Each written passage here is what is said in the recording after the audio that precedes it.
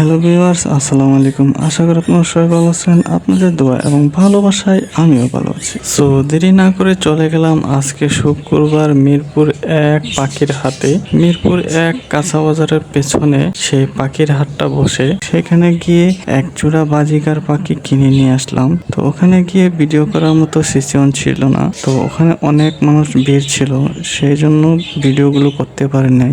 অনেকদিন ধরে ভাবছিলাম আমি যে মিরপুর পাখির হাটে গিয়ে এক জোড়া পাখি কিনে নিয়ে আসবো। তো ওখানে গিয়ে দেখি অনেকগুলো নানান ধরনের বিদেশি পাখি অ্যাভেলেবেল রয়েছে। তো ভাবলাম আমি তো প্রথমত পাখি কখনোই পালি নাই, বাট আমাকে সাজেস্ট করছে ওনারা আগে আপনি এক জোড়া বাজিকার পাখি নিয়ে পালতে পারেন, তারপরে না হয় আপনি অন্য পাখি ট্রাই করতে পারেন। সেজন্যই আজকে আমি এক জোড়া বাজিকার পাখি কিনে নিয়ে আসলাম শখের বসে। এক জোড়া বাজিকার পাখির জন্য একটি খাঁচা এবং একটি কলোনি এবং একটি খাবার পাত্র এবং একটি খাবার পানি কিনে নিয়ে আসলাম। সর্বমোট আমার এই পাখি এবং এই আদার্স অ্যাক্সেসরিজ গুলো কিনতে গিয়ে আমাকে 2000 টাকা গুনতে হলো।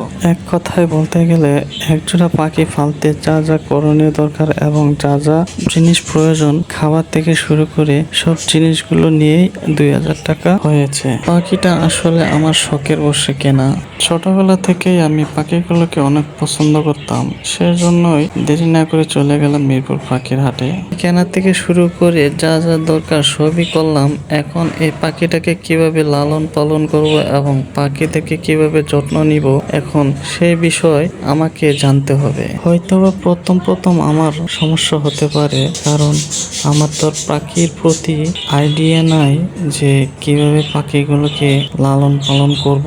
সে ধরনের আমার কোনো এক্সপিরিয়েন্স বা আইডিয়া কোনোটাই নাই। জাস্ট শখের বসে ভালোবেসে দুটো একজোড়া পাখি কিনে নিয়ে আসলাম। তো আজকের ভিডিও এই পর্যন্তই। পরবর্তী ভিডিওতে আপনাদের আবারও আপডেট জানানোর চেষ্টা করব। সে পর্যন্ত সবাই ভালো থাকবেন এবং সুস্থ থাকবেন সে শুভকামনা করি আজকের ভিডিও এখানেই শেষ করছি।